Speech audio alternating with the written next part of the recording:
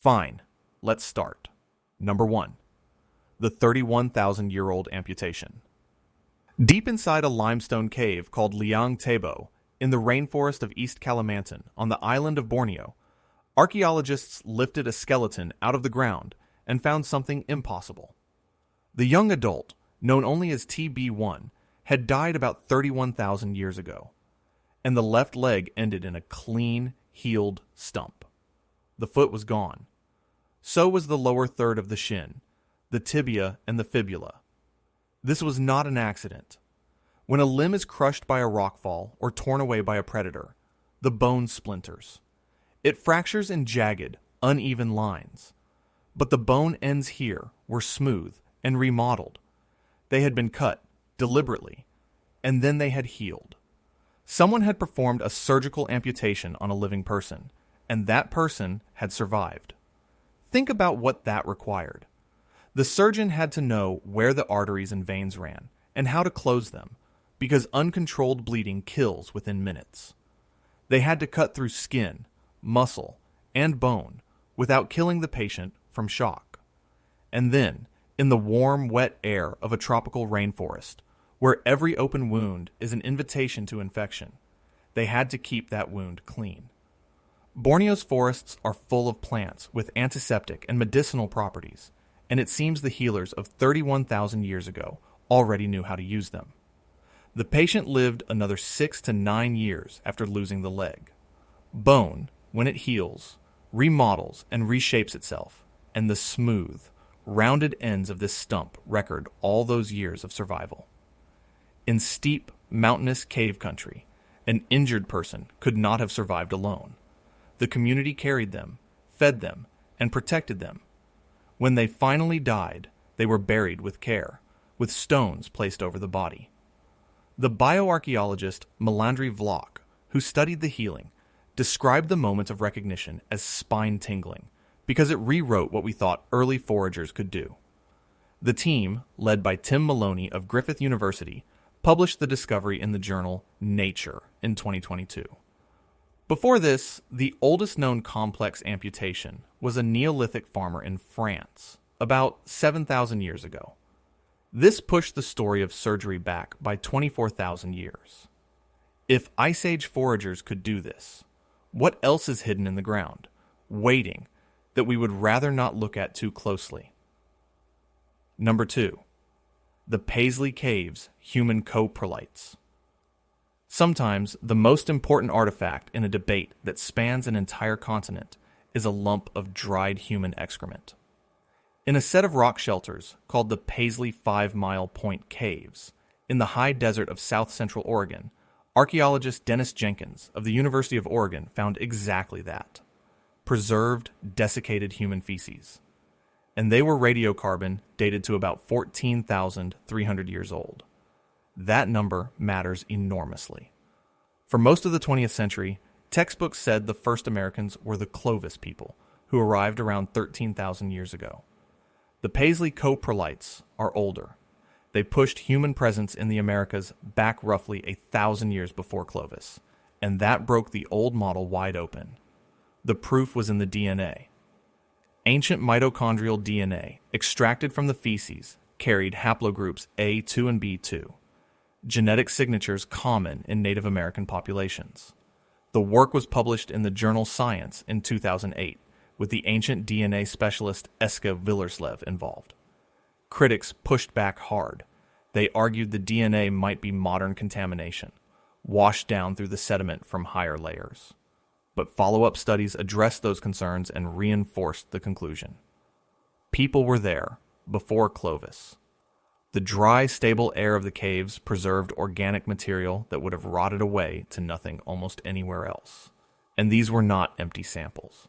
Inside the coprolites, researchers found the residue of an Ice Age diet: bison, fish, desert parsley, and seeds.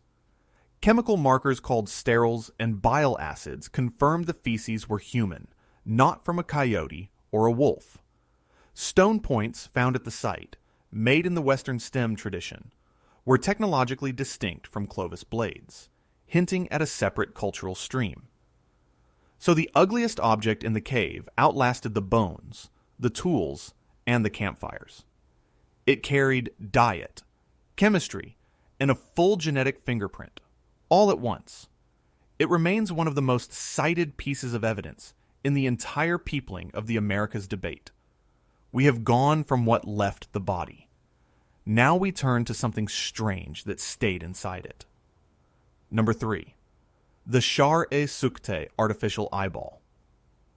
In a Bronze Age city in southeastern Iran, a woman was buried around 5,000 years ago, staring out of a socket that was not really an eye.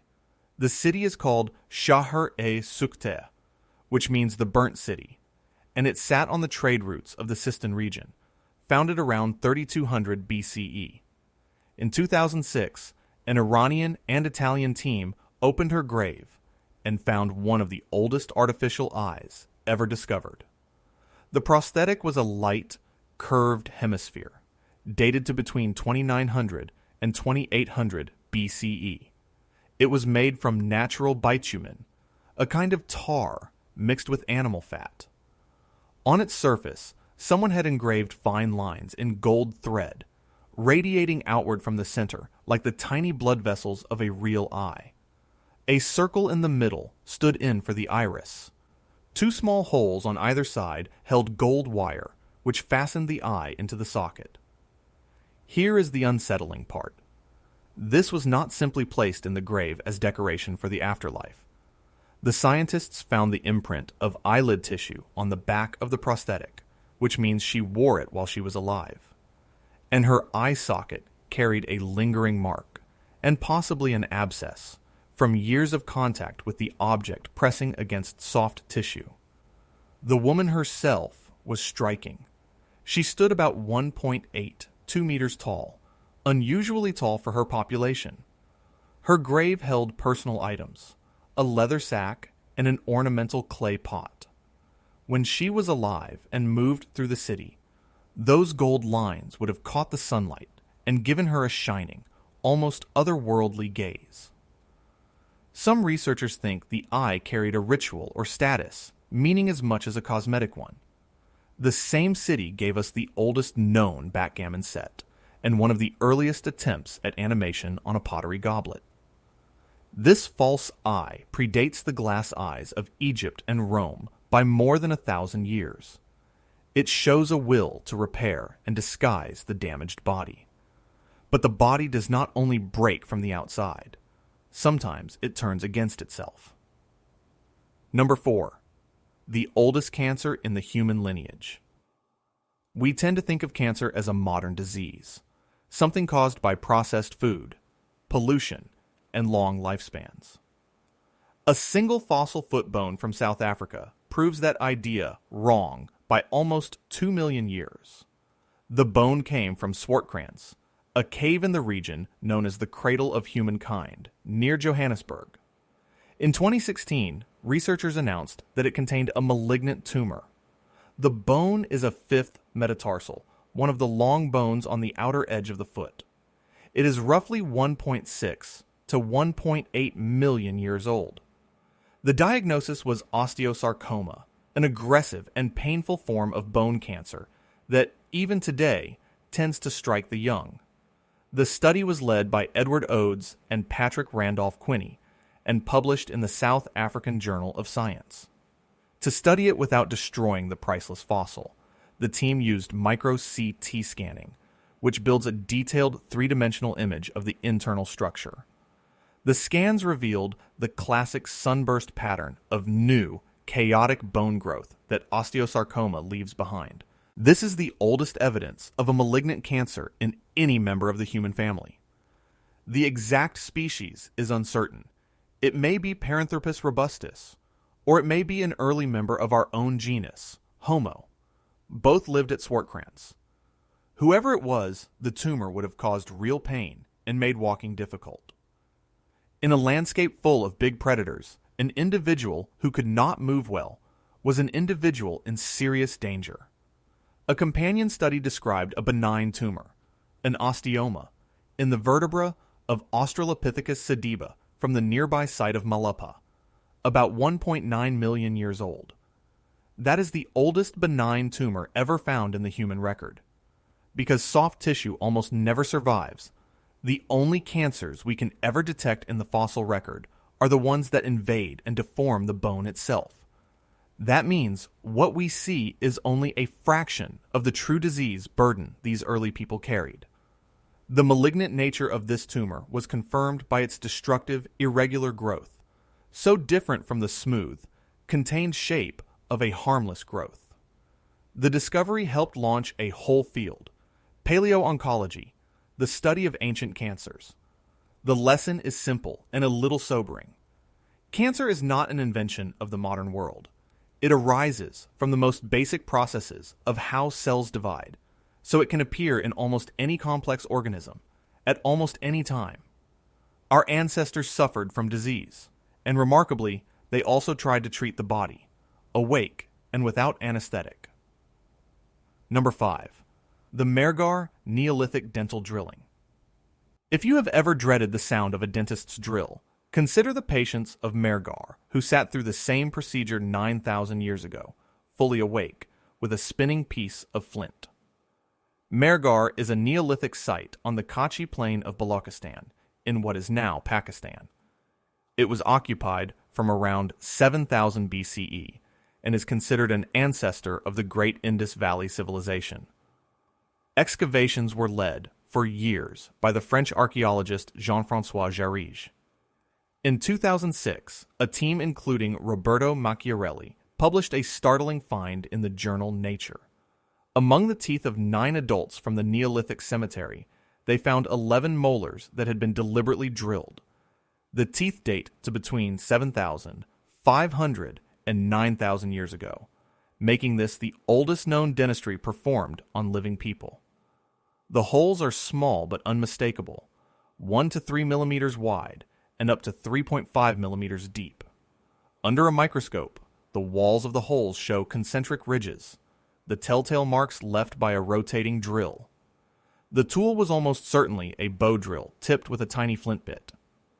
And here is the clever part. The people of Mehrgarh were expert bead makers, and they used the same kind of flint drills to bore holes through beads. They simply turned that skill toward the human mouth.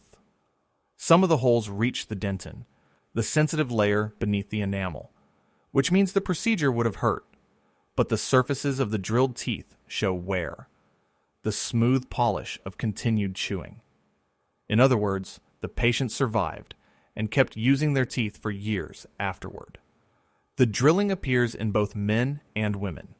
No filling material survived, though a temporary plug of some kind may have been used. This was not decoration.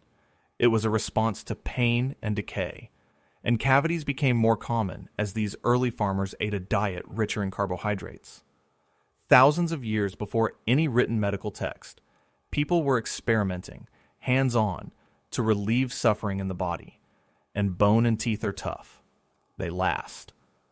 But the softest organ of all sometimes survives too, and that should be impossible.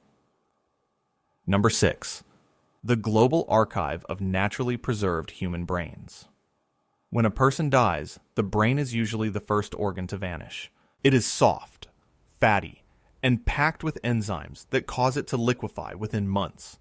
And yet, across the world, thousands of ancient human brains have survived, sometimes as the only piece of soft tissue left in an otherwise skeletal body. In 2024, a researcher named Alexandra Morton Hayward at the University of Oxford published a survey that changed how we think about this. Her study, in the Proceedings of the Royal Society B, cataloged more than 4,400 preserved human brains. They span at least 12,000 years and come from more than 200 separate sources. Most striking of all, over 1,300 of them are what she calls solitary brains. The brain survived while every other organ, every scrap of other soft tissue, had rotted away completely. That reverses the normal order of decay, and for a long time scientists thought it was so rare it was barely worth studying. How does it happen? Several ways. Some brains dried out. Some froze in Arctic ground. Some were tanned in the acids of a peat bog. Some underwent saponification, where the fat turns into a soap-like substance. But Morton Hayward's work points to another possible mechanism, a molecular cross-linking, where proteins and fats bond together, perhaps catalyzed by metals like iron, locking the tissue into a strange, stable form. These brains come from Egyptian tombs, Arctic burials, the mass graves of the Spanish Civil War, and Bronze Age pits. A famous example is the Heslington brain from Iron Age Britain, about 2,600 years old, a shrunken, yellowish mass that still holds the folds of its original surface. Some preserved brains have been found to contain intact neurons, blood vessels, and even ancient proteins.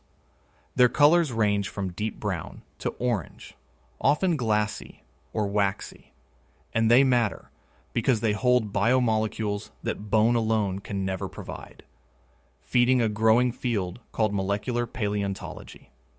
Preserved tissue does not only survive, it can record the very diseases that killed the living, and few diseases mark the body as brutally as leprosy. Number 7. The oldest leprosy skeleton. Some diseases do not just sicken the body, they reshape the skeleton itself, and they leave a face that the living had to look upon. The oldest bony evidence of leprosy comes from Balathal, a Chalcolithic settlement in Rajasthan in northwestern India. In 2009, the bioarchaeologist Gwen Robbins-Shug and her colleagues reported the case in the journal PLOS1. The skeleton dates to around 2000 BCE, roughly 4,000 years ago. It belonged to a middle-aged man, and he was buried in a stone enclosure filled with ash. Leprosy is caused by a bacterium, Mycobacterium leprae, and in its advanced stages it eats away at bone, especially in the face, the hands, and the feet. On this skull, the nasal spine and the palate showed the characteristic erosion. The disease had literally resorbed and remodeled the bones of his face. This find predates the earliest written references to leprosy in the ancient Indian text known as the Atharva Veda. It also supports the theory that leprosy spread out from South Asia along ancient trade and migration routes, carried from person to person as populations moved and mingled. Genetic studies of the leprosy bacterium trace part of its strain diversity back to this region. The details of the burial are telling. Interment in ash within a walled stone enclosure may reflect a special ritual treatment for someone who died of a visible, feared illness. Vedic tradition associated certain diseases with particular ways of handling the dead, and the depth of the skeletal damage tells us the man lived with the disease for a long time. Leprosy has a slow incubation and progresses over years, sometimes decades. The people of Balathal were farmers and cattle herders who built substantial stone architecture. And here we see a society already grappling, 4,000 years ago, with a chronic and disfiguring illness, and with how to bury those it claimed.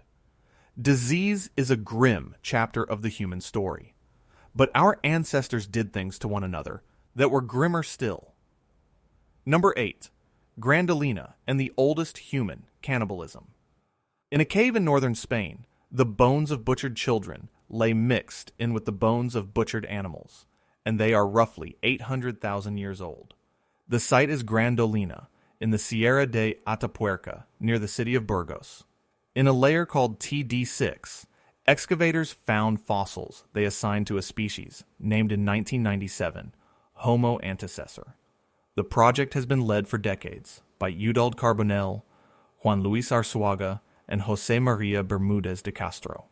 The bones tell a disturbing story. They carry cut marks, percussion marks, and a kind of peeling, exactly the same processing signatures found on the animal bones butchered for food at the same site. The victims were mostly children and adolescents. Their skulls had been smashed open, apparently to reach the brain.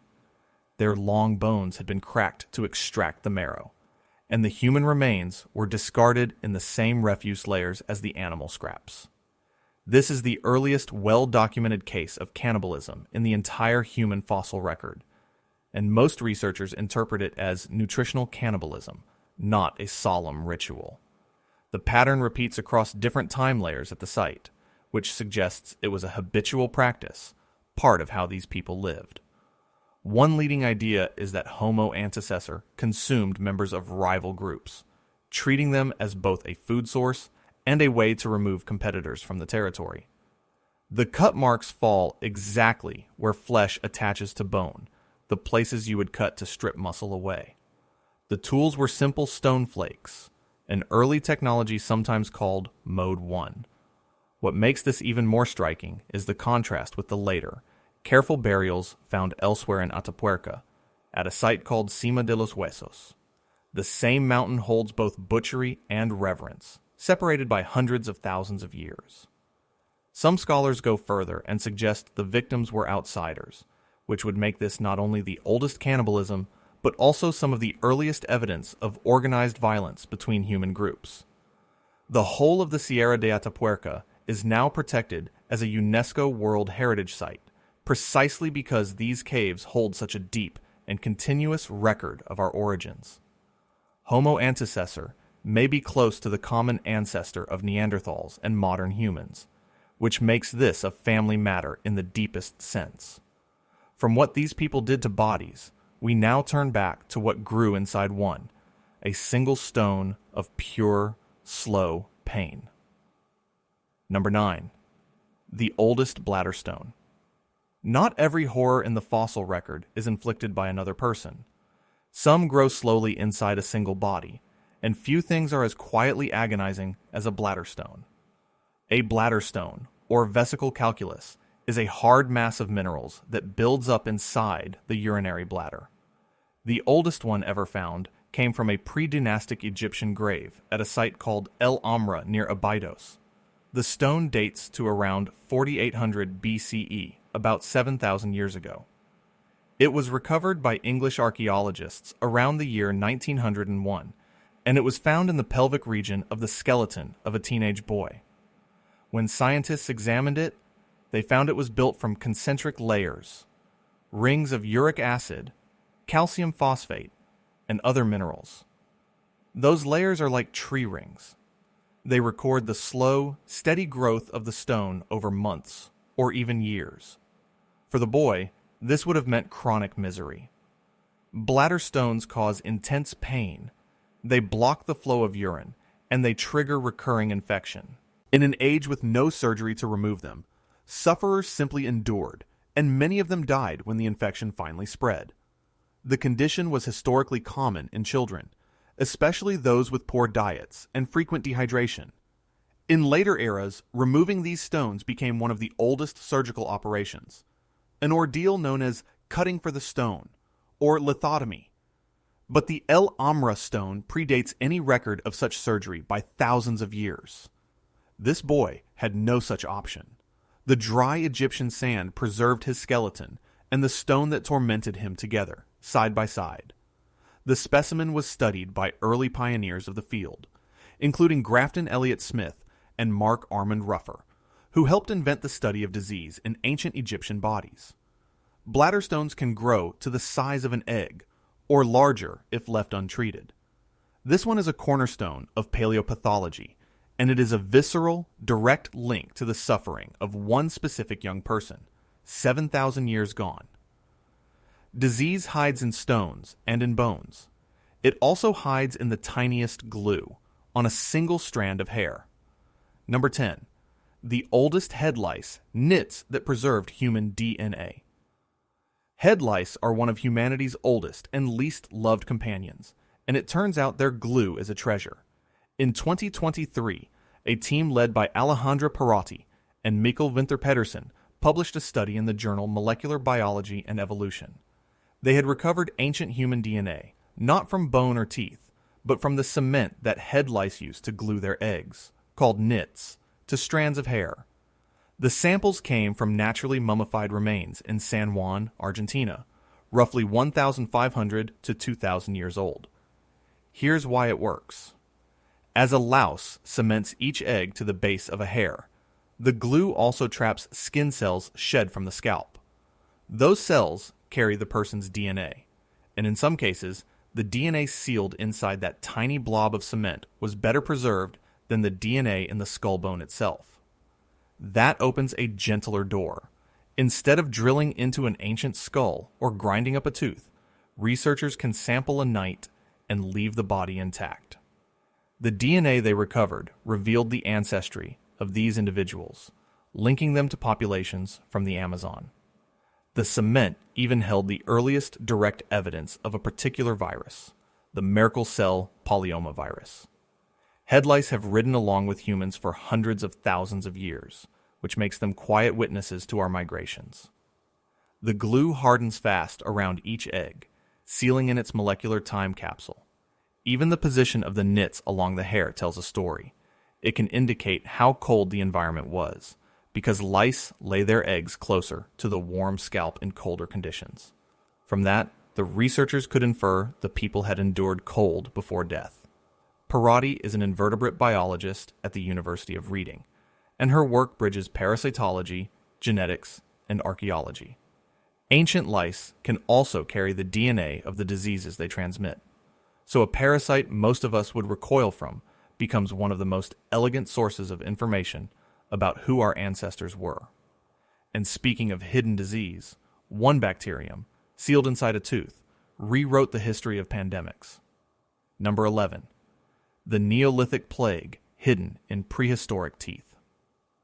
The Black Death of the Middle Ages did not come from nowhere. Its ancestor was already killing people 5,000 years ago, and we found it hiding inside their teeth. The bacterium responsible is Yersinia pestis, the cause of plague. In 2015, a team led by Simon Rasmussen and Eski Villerslev recovered ancient plague DNA from the teeth of Bronze Age individuals, with the oldest strains reaching back around 5,000 years across Eurasia. Then, in 2018, a researcher named Nicholas Raskovan pushed the record even further. He found the oldest plague genome in a Neolithic woman from a site called Frelsegården in Sweden, about 4,900 years old. The bacteria were preserved inside the dental pulp, the soft, blood-rich core at the center of a tooth. Because the pulp is fed by blood, it traps blood-borne pathogens at the moment of death, and the hard tooth around it acts as a sealed vault. This early plague was different from the medieval killer. The Neolithic strain lacked the genes that later allowed plague to spread efficiently through flea bites. Instead, it probably spread directly from person to person, through the air, as pneumonic plague. And the timing is haunting. It coincides with the collapse of some of the largest settlements of Neolithic Europe.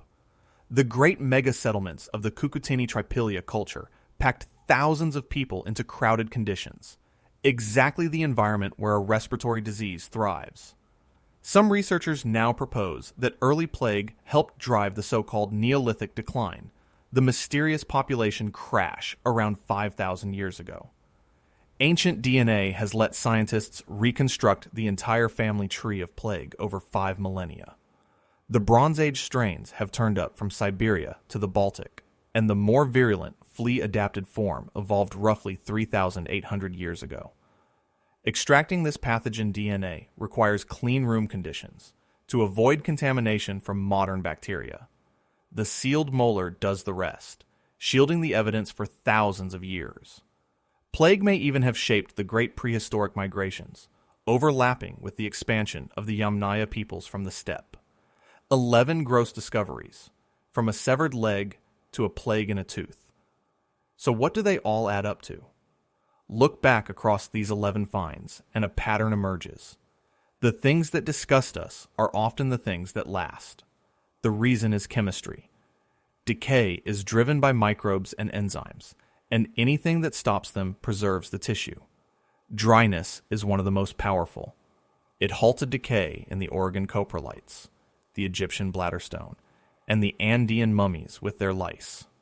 Cold does the same, slowing molecular breakdown to a crawl in Arctic and permafrost burials. Peat bogs tan flesh with acids and tannins. Fat can turn to a soap-like substance in a process called saponification. Minerals can slowly armor or replace soft tissue, and sealed spaces, like the pulp inside a tooth or the fine sediments of a cave, lock out the oxygen that decay needs. In the case of preserved brains, metals like iron may even bond the tissue together at the molecular level. There is also a simple matter of abundance. Waste and parasites are produced in enormous quantities, so at least some always survive somewhere. Hard tissues, bone, teeth, and mineral stones resist decay from the start. Rapid burial protects a body from scavengers and weather. Cement and resin can encase the most fragile scraps and hold them for millennia. What ties it together is that the chemical environment matters more than the sheer passage of time. A brain in the right conditions can outlast a monument. Contamination is the constant enemy of this work, because modern bacteria and modern DNA are everywhere, which is why the most sensitive samples are handled in sterile, clean rooms. And this leads to a strange truth about science. The materials we instinctively recoil from are frequently the most information-dense objects we can find.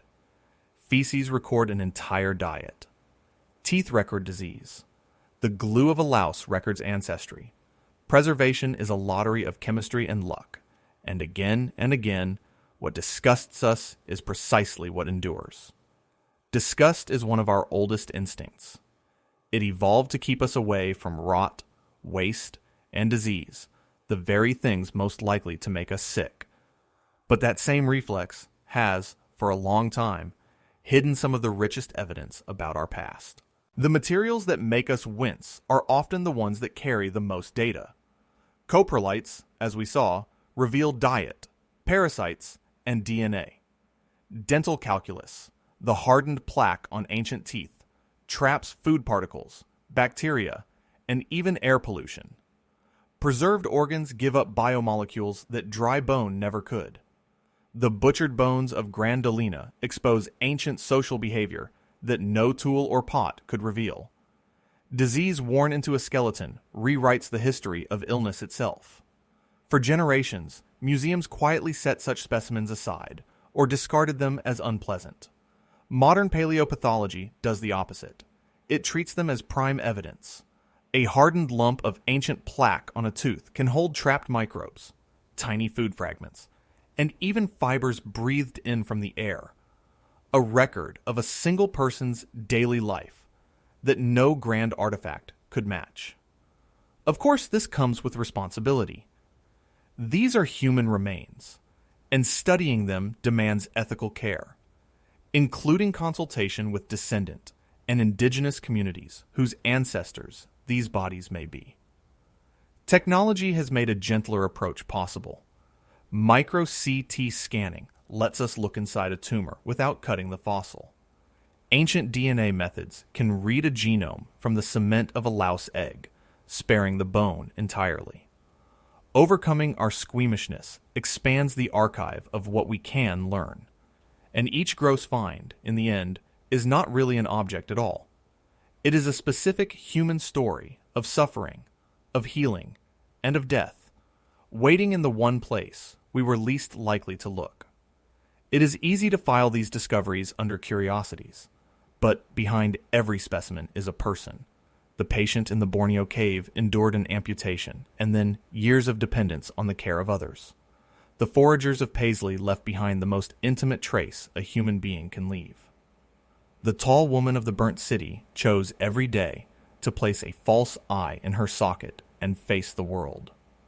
The hominin at Swartkrans walked in pain from a tumor eating at their foot. The people of Mehrgarh sat still while flint drills bored into their teeth. The preserved brains belonged to the named and the nameless dead across 12,000 years. The man at Balathal lived with a face reshaped by leprosy, and his community still chose how to bury him. The children of Gran Dolina met a violent end at the hands of their own kind. The Egyptian teenager carried a growing stone through years of agony. The Andean people went to their graves, still carrying the lice that now tell us who they were. The Neolithic plague victims died in one of the earliest pandemics we can name. Each specimen is a biography written in tissue, in bone, in stone. What runs through all of them is that care and cruelty sit side by side in the human record. Medicine and violence, tenderness and horror all appear in the same deep past. Communities supported the sick and the injured. Disease crossed every era and every continent. Bodies record choices, not just biology. And empathy is what connects us to people who died tens of thousands of years before we were born. In the end, the human body is a record older than any writing. Every gross discovery in this video preserved information that nothing else could. Waste, disease, and decay outlasted the monuments and the empires. A lump of dried feces held a genome. A parasite's glue held an ancestry. A single sealed tooth held a pandemic. Surgery and dentistry show us ancient compassion and skill. People trying, with stone tools, to ease the pain of the body. Cancer, leprosy, and plague show us ancient suffering, the same illnesses we still fear today, reaching back across millions of years. A false eye and an amputated leg show the human will to repair what is broken. And the butchery at Gran Dolina shows the darker edge of survival, which is also part of who we are. Preservation itself is a matter of chemistry, environment, and pure chance. And now, with micro-CT scanners, clean rooms, and ancient DNA, we can finally read the stories locked in these tissues for thousands of years. The objects we find most repulsive turn out to be the most eloquent witnesses of all. Deep time is not only written in stone and fossil, it is written inside teeth, inside bones, and even inside excrement. Each of these specimens collapses the distance between us and them. We have inherited their diseases, their genes, and their ingenuity. These are not curiosities in a cabinet. They are ancestors, and their bodies teach us things that no text and no monument ever could. The archive of the body is still being read, and new methods will keep unlocking evidence that is sealed and waiting inside teeth, inside stone, and inside the ground beneath our feet. So the next time something ancient makes you recoil, look a little closer. Disgust, it turns out, is very often the gateway to discovery.